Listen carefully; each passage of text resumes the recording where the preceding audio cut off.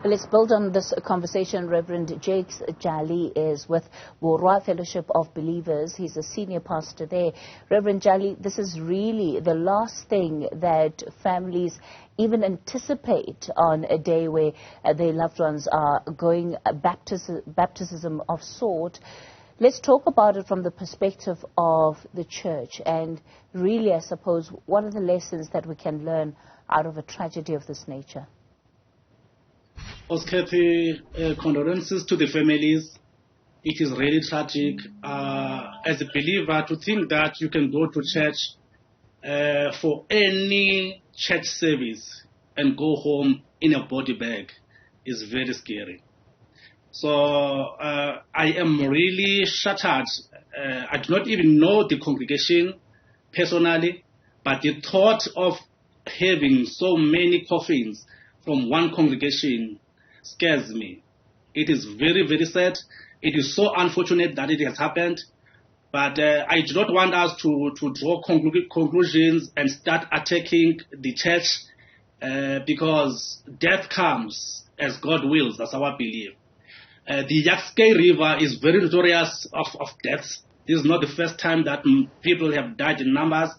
If you remember, there was a flash flood sometime back in Joburg, and there were cars swimming in that river. So it does happen. It's just unfortunate that it happened at the time they were there.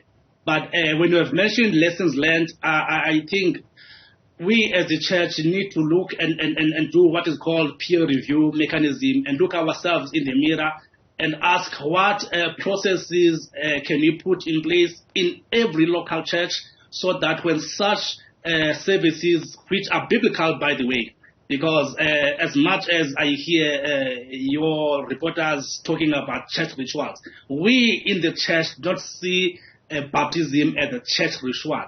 It is actually one of the only two sacraments that the Lord Jesus Christ has left for the church to continue to do.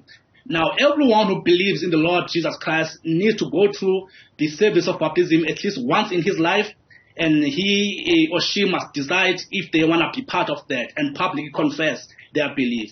So it would be unfortunate if anyone, while in the process of proclaiming their allegiance to this wonderful fellowship and relationship with Christ, end up losing their lives.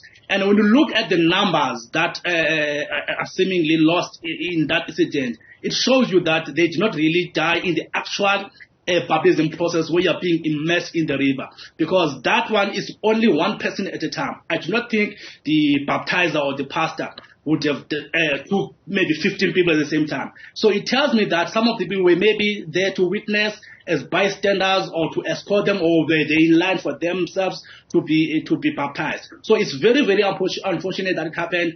And I know that government is going to come for the church and want to accuse us of everything. These things do happen, and we just need to say what lessons can we learn from it.